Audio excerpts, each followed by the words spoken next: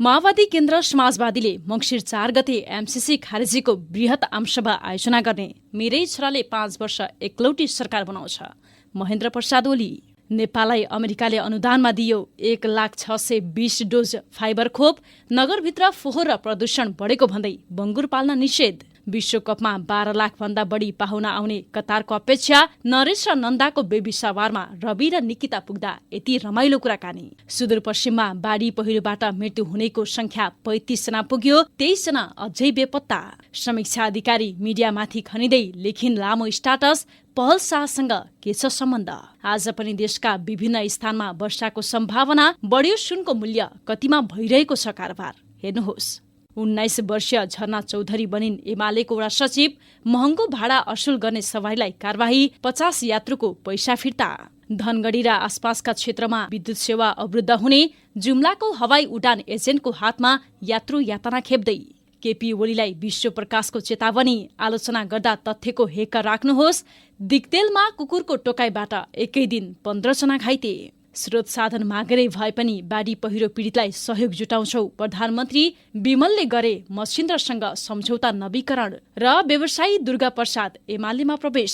दर्शकबिन नमस्कार, बिहानीको इन्फो खबरमा यहाँलाई स्वागत छ। म गंगा विश्वकर्मा। सदा जस्तै आज पनि देश विदेशका ताजा महत्वपूर्ण समाचारका साथमा हामी उपस्थित भइसकेका छौं। यो समाचारलाई अन्तिमसम्म हेरी आफ्ना मनमा लागेका कुराहरू निधक्कसँग कमेन्ट बक्समा लेखेर छाड्नुहोला। साथसाथै तपाईहरू कुन ठाउँबाट, कुन देशबाट हाम्रो भिडियोलाई हेर्दै हुनुहुन्छ, कृपया टिप्पणी कमेन्ट गर्नुहोला। अब लागौं समाचारतर्फ। सुरुवातमा प्रसंग रमेश पर्साईको। रमेश पर्साई र नन्दाको बिहेको चर्चा सकिए लगत्तै रमेश पर्साई र नन्दाको बेबी शावर अहिले भाइरल भइरहेको छ। निकै तामझामका साथ विवाह बन्धनमा बाँधिएका रमेश र नन्दा अब भने सन्तानको बुवा आमा बन्ने भएका छन्। प्रखर वक्ता तथा तथ्यपरक बोल्ने उही लालमोहरको सञ्चालक रमेश पर्साई नेपाली जनतामाझ निकै नै चर्चित छन्। आम जनताको बोली बोलेर ठूला ठूला नेताहरूलाई तह लाउन सक्ने क्षमतावान छन् रमेश पर्साई। रमेश र नन्दाको बेबी शावरमा रवि र निकिता पुग्दा निकै नै रमाइलो भएको थियो।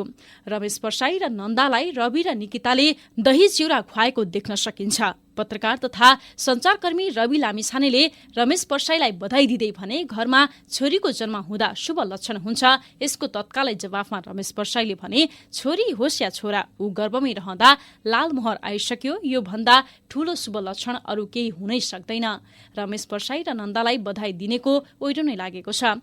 सबैको प्यारो रमेश र नन्दा बेबी शावरको बेला निकै नै सजिएको देख्न सकिन्छ। रवि र निकिताले अन्तमा केक समेत काटेर खुवाएका थिए। सञ्चारकर्मी दीपक बोहरा, रवि लामिछाने र सँगै आउनु भएको निकिता म्यामले पनि पर्साईलाई बधाई व्यक्त गर्नु भएको थियो। रमेश र नन्दाको जोडीलाई इन्फो खबरको तर्फबाट पनि बधाई तथा शुभकामना।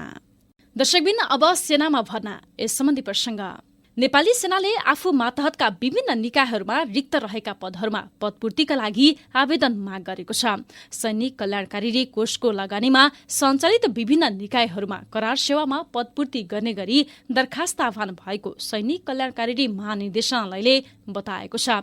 इच्छुक र योग्यता पुगेका नेपाली नागरिकले 15 दिनभित्र महानिर्देशनालयले जंगी अड्डा र सम्बन्धित महाविद्यालय तथा विद्यालयका साथै सैनिक अस्पतालहरूमा दरखास्त दिन सकिनेछ। सेनाले कल्याणकारी कोष अन्तर्गत अस्पताल, विद्यालय, पेट्रोल पम्प लगायत सञ्चालन गर्दै आएको छ। आइतबार सेनाले निकालेको सूचना अनुसार दरखास्त आह्वान भएका पदहरूमा खुल्ला प्रतिस्पर्धाद्वारा नियुक्ति गरिनेछ। दर्शकबिन अब बाढी पहिरोको प्रसंग। बैतडी सहित सुदूरपश्चिम प्रदेशमा बाढी पहिरो तथा प्राकृतिक विपत्तिबाट मृत्यु हुनेको संख्या 35 जना पुगेको छ। गत असोज 31 गतेदेखिको अविरल वर्षासँगै भएको विपदका घटनामा परि हालसम्म यस प्रदेशमा 35 जनाको मृत्यु भएको हो। बाढी पहिरो डुबानमा परि सुदूरपश्चिममा सबैभन्दा बढी डोटीमा मानवीय क्षति भएको छ। डोटीमा 16 जनाको मृत्यु भएको छ। बझाङमा 10, बैतडीमा 4, डडेलधुरामा 3, अछाम र कैलालीमा 1 र 1 जनाको मृत्यु भएको सुदूरपश्चिम प्रदेश प्रहरी कार्यालयले बताएको छ। विपदमा परि यस प्रदेशमा अझै 23 जना बेपत्ता रहेका छन्। बेपत्ता हुनेमा बझाङमा 20 र बैतडी, डोटी, कैलालीमा 1-1 जना रहेका छन्। यस्तै विपदमा परि 17 जना घाइते भएका छन्। दर्शकबिन अब केपी शर्मा ओलीको प्रसङ्ग। प्रतिपक्षी दल नेकपा एमालेका अध्यक्ष केपी शर्मा ओलीका बुबा मोहन प्रसाद ओलीले आफ्नो छोराले पुनः 5 वर्ष एकलौटी सरकार चलाउने बताउनु भएको छ। गृह जिल्ला झापामा रहेका बुबा मोहन प्रसादलाई भेट्न ओली आइतबार पुग्नु भएको थियो। छोरालाई भेटेपछि मोहन प्रसादले सञ्चारकर्मीसँगको कुराकानीमा आगामी चुनावमा आफ्नो छोराले जितेर पुनः 5 वर्ष एकलौटी सरकार चलाउने दावी गर्नु भएको छ। उहाँले सञ्चारकर्मीसँगको कुराकानीमा भन्नुभयो, एमाले सबैभन्दा ठूलो पार्टी बन्नेछ। फागुनपछि मेरै छोरो प्रधानमन्त्री बन्छ, त्यो पनि 5 वर्ष एकलौटी चलाउने गरी हेरिराख्नुहोस्। आफ्नो छोरा अझै 20 वर्षसम्म स्वस्थ रहने बताउँदै 90 वर्षीय मोहन प्रसादले छोरा ओलीलाई षड्यन्त्र गरेर प्रधानमन्त्री पदबाट हटाइएको पनि बताउनु भएको छ। उहाँका अनुसार ओलीलाई जनताले फेरि सत्तामा पुर्याउँछन् र 5 वर्ष सरकार चलाउँछन्। दर्शकबिन अब एमसीसीको प्रसङ्ग। कर्णजित बुढाथोकी नेतृत्वको नेकपा माओवादी केन्द्र समाजवादीले आगामी मङ्सिर 4 गते काठमाडौँमा हुने एमसीसी सम्झौता खारेजी अभियान अन्तर्गतको आमसभामा सहभागी हुन सबैलाई आह्वान गर्नु भएको छ। आइतबार काठमाडौँमा आयोजित कार्यक्रममा समाजवादीको यही कार्तिक 5 र 6 गते बसेको केन्द्रीय समितिको विस्तारित बैठकले आमसभा गर्ने निर्णय गरेको जानकारी दिएको हो। कार्यक्रममा बोल्दै पार्टीका अध्यक्ष कर्णजित बुढाथोकी सुशीलले बैठकले वैज्ञानिक समाजवाद स्थापनाको वर्तमान कार्यभार नामक राजनैतिक प्रस्ताव व्यापक छलफल गरी परिमार्जन सुझाव सहित पारित गरिएको जानकारी दिनुभयो। उहाँले एमसीसी सम्झौता खारेजी अभियानलाई सहयोग गर्न मङ्सिर 4 गते पार्टीले आयोजना गर्ने आमसभामा सहभागी हुन सबैलाई आह्वान समेत गर्नु भएको छ। दर्शकबिन अब सुँगुर पालनमा रोक, यस सम्बन्धी प्रसङ्ग। चाँगु नारायण नगरपालिकाले आफ्नो नगरपालिका क्षेत्रभित्र फर्म सञ्चालन गरी बङ्गुर पालन गर्न निर्देशन दिएको छ। नगरसभाले नगर क्षेत्रमा बङ्गुर फार्म सञ्चालन गर्न नपाइने निर्णय गरेको थियो। नगरपालिकाले हालै सूचना जारी गरेर आगामी मङ्सिर 5 गतेभित्र सबै बङ्गुर फार्म हटाउन निर्देशन समेत दिएको छ। फार्मले नगरभित्र फोहोर र प्रदूषण बढाएका प्राकृतिक सौन्दर्यतामा असर पुर्याएको खोलादेखि ससाना खहरेमा फोहोर तथा ढल सिधै हाल्ने गरेको र बस्तीमा प्रदूषण फैलाएको जनाउँदै सञ्चारमा रोक लगाइएको सूचनामा उल्लेख गरिएको छ। स्थानीय बासिन्दाले फर्मबाट फोहोर र प्रदूषण बढेकाले त्यस्ता फर्म बन्द गर्न माग गर्न वडादेखि नगरपालिकासम्म दबाव दिएकाले नगरसभाले नै यस्तो निर्णय गरेपछि अहिले कार्यान्वयनमा ल्याइएको नगर प्रमुख सोम प्रसाद मिश्रले जानकारी दिनुभएको छ। नगरपालिकाको प्रशासन शाखाका अधिकृत नीला कुमारी घिमिरेले नयाँ बङ्गुर फार्म सञ्चालन नगर्न र सञ्चालनमा रहेका बङ्गुर फार्मलाई 30 दिनभित्र हटाउन निर्देशन दिँदै सूचना जारी गर्नु भएको छ। मङ्सिर 5 गतेभित्र त्यस्ता फर्म नहटाए कारवाही गर्ने उहाँले बताउनुभयो। अहिले चाँगु नारायणका विभिन्न ठाउँमा व्यावसायिक रूपमा बङ्गुर फार्म सञ्चालनमा रहेका छन्। दर्शकबिन अब विद्युत सेवा अवरुद्ध, यस सम्बन्धी प्रसङ्ग। धनगढी र आसपासका क्षेत्रमा कि विद्युत सेवा अवरुद्ध हुने भएको छ। विभिन्न स्थानमा प्रसारण तथा वितरण लाइनको बुश कटिङ र एमसीसीबी जडान गरिने हुँदा विद्युत सेवा अवरुद्ध हुने धनगढी वितरण केन्द्रले बताएको छ। 7 गतेदेखि 14 गतेसम्म 8 दिन विद्युत सेवा अवरुद्ध हुने धनगढी वितरण केन्द्रका प्रमुख सूर्य नारायण मण्डलले जानकारी दिनुभएको छ। उहाँका अनुसार बिहान 10 बजेदेखि बेलुकी 5 बजेसम्म विद्युत सेवा अवरुद्ध हुनेछ। प्राधिकरणले जारी गरेको सूचनामा स्थान भने खुलाइएको छैन।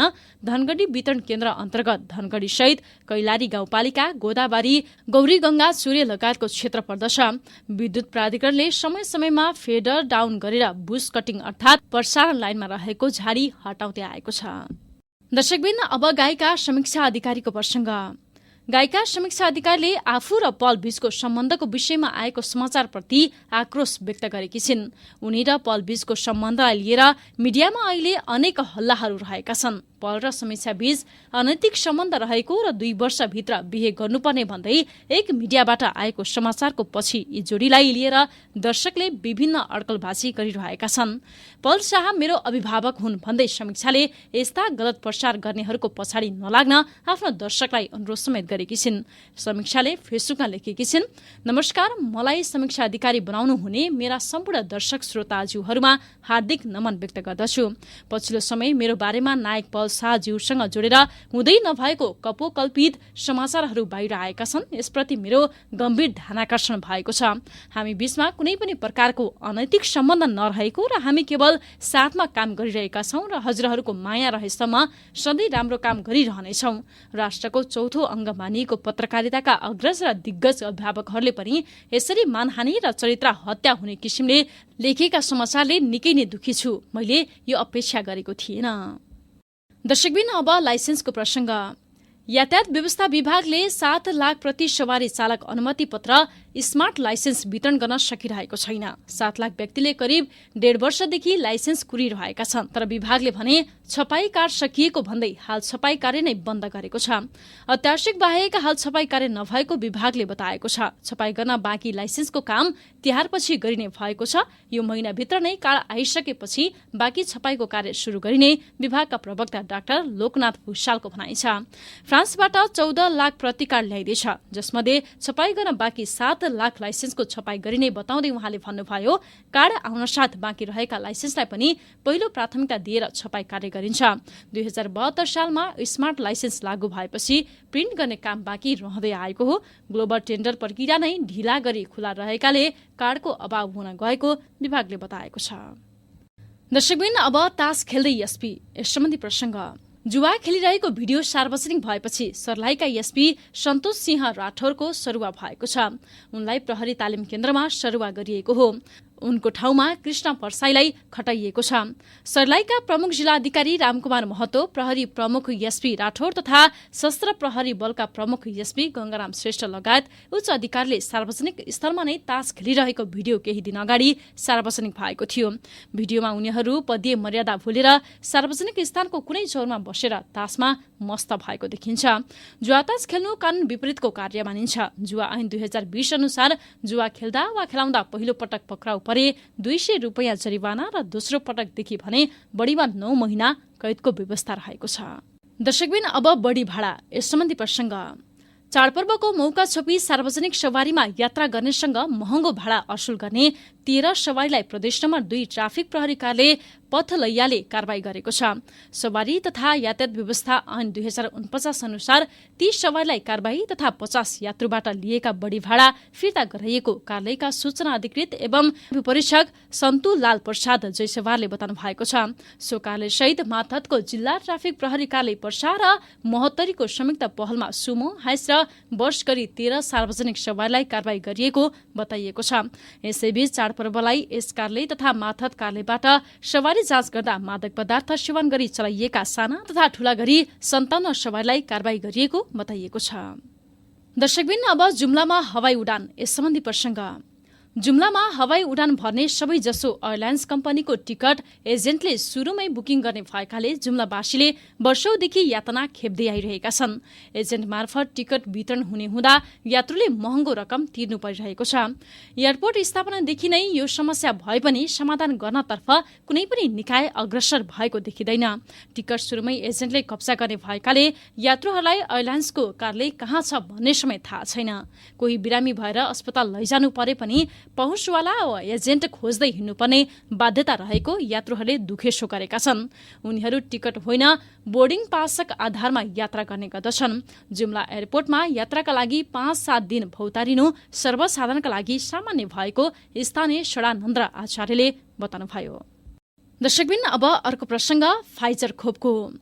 अमेरिकाले नेपाललाई कोरोना विरुद्धको 1,620 डोज फाइजर खोप अनुदानमा उपलब्ध गराउने भएको छ। आइतबार अमेरिकी दूतावासले ट्वीट मार्फत उक्त अनुदानको खोप भोलि काठमाडौँ आइपुग्ने बताएको हो।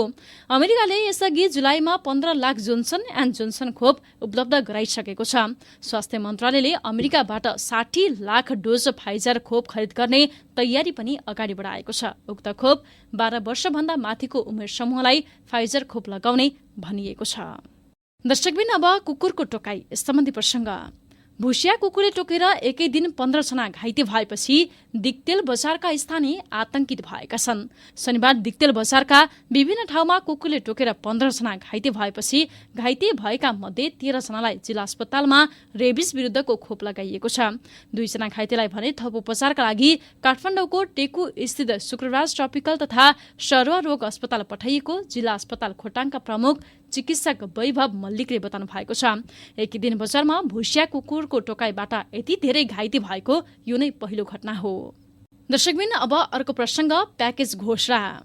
प्रधानमन्त्री शेरबहादुर देउवाले बाढी पहिरो तथा डुबान पीडितका लागि विशेष प्याकेजको घोषणा गर्ने बताउनु भएको छ। आइतबार प्रदेश नम्बर 1 को बाढी पहिरोग्रस्त क्षेत्रको अवलोकनका क्रममा इटहरी पुग्नु भएका प्रधानमन्त्री देउवाले विशेष गरी किसानहरूको बाली नष्ट भएको उल्लेख गर्दै विशेष राहत प्याकेजको घोषणा गर्ने बताउनु भएको हो। प्रधानमन्त्री देउवाले भन्नुभयो, अहिलेको अवस्था बुझेको छु, काठमाडौँ गएर छिट्टै राहत प्याकेज घोषणा गर्नेछौं। साधन स्रोत मागेरै भए पनि अहिलेको अवस्थामा पीडित सहयोग जुटाउनेछौं। बाढी पहिरोले धेरै नै नोक्सान गरेको छ। हामी पीडितलाई ऋण लिएर भए पनि वासस्थानको र खानाका लागि व्यवस्था गर्नेछौं। दर्शकबिन अब अन्तिममा विमल घरती मगरको प्रसङ्ग। राष्ट्रिय फुटबल टिमका फरवार्ड विमल घरती मगरले साबिक विजेता मछिन्द्रा फुटबल क्लबबाट नयाँ सिजनको शहीद स्मारक ए डिभिजन लिग खेल्ने भएका छन्। मछिन्द्र क्लबले आइतबार काठमाडौँमा कार्यक्रम आयोजना गर्दै विमललाई औपचारिक रूपमा नै अनुबन्ध गरेको हो। क्लबका उपाध्यक्ष अनिल श्रेष्ठ र विमलले सम्झौता पत्रमा हस्ताक्षर गरेका छन्। चोटका कारण 1 वर्ष मैदान बाहिर रहेका विमल कतारमा उपचार गराएर गत महिना स्वदेश फर्किएका थिए। गत वर्ष पुसमा राष्ट्रिय टिमको क्याम्पमा प्रशिक्षणका क्रममा विमललाई घुँडामा चोट लागेको थियो। त्यसपछि उनी अखिल नेपाल फुटबल संघ एन्फाको सहयोगमा कतारमा उपचार गराएर आएका हुन्। मछिन्द्रले विमलसँग 1 सिजनका लागि सम्झौता गरेको हो। हवस् त दर्शकबिन, बिहानीको इन्फो खबर अहिलेका लागि यति नै। यदि हाम्रो च्यानललाई सब्स्क्राइब गर्नुभएको छैन भने सत्य तथ्य पूरा जानकारीका लागि सब्स्क्राइब गरी बेल आइकनलाई पनि क्लिक गरिदिनुहोला। अहिलेका लागि भने म गंगा विश्वकर्मासँगै सम्पूर्ण इन्फो खबर युनिट नै बिदा चाहन्छौ। नमस्कार। तपाईँ इन्फो खबर हेर्दै गर्नुहोला। हामी निरन्तर अपडेटमा छौं।